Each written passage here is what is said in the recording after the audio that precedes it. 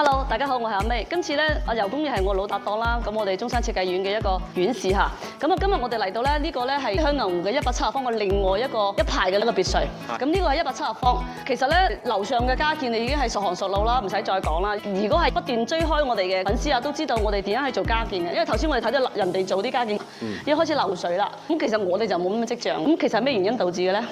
一個就係施工嘅設計嘅時候嗰個設計荷載唔夠啦，另外一個就係施工嘅材料同埋施工之後嘅養護不當啦。即係特別依家夏天咧，要養護咧，一個我哋要覆膜，第二個咧又要補水。如果呢兩樣冇做好嘅話咧，佢混凝土喺凝固嘅過程中咧就會乾裂嘅。係。第二個問題就係話嗱，如果我哋嘅業主方委同我哋去做呢一間屋，水面咧其實好容易沒過我哋呢間屋。咁請問我點樣做令到佢咁容易沒過我哋間屋咧？應該要點樣去防水更好咧？正常我哋就要四周圍要做擋土牆嘅，做咗擋土牆之餘咧，又要做外防水同埋內防水，咁樣咧先可以保證個水氣唔會滲入去室內嘅。不過咧，依家都叫水位低嘅時候啊，如果水位高嘅時候，好似我哋另外咁咧，其實沒咗我哋嗰個地基嘅啦，嗰個河床邊嘅啦。咁如果你按照咁樣做嘅話咧，如果我係業主，呢度有個問題就係話，你睇下佢呢個位置咧，其實係好矮，呢個應該係樓上嘅沉箱嘅位置係咪？係。因為第二個咧就係話嗱，佢其實未追平嘅，你睇下個地面嘅板梁係未追平嘅。如果呢度再加個小天花走平，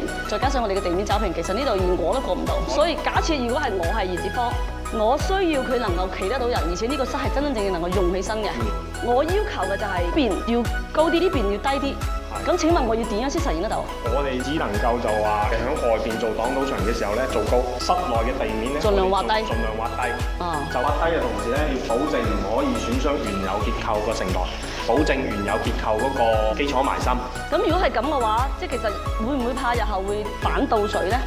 只要擋土牆做得好，地面做得好，同埋外防水、內防水做咗，其實就唔會嘅。咁嗰度位置使唔使再加個支會咧？正常就要嘅。個擋土牆應該會比平時嗰啲要加厚先得喎。係。因為佢河床嘅水係好難講嘅。係有水壓嘅，所以嗰個擋土牆個厚度亦都要經過荷載計算嘅。係咯。包括埋佢個橫向同埋側向個荷載都要計算嘅。係咯。你只係做咗個純粹嘅加建部分嘅話咧，後面你再揾設計公司同你介入嘅話咧，其實已經係遲咗少少噶啦。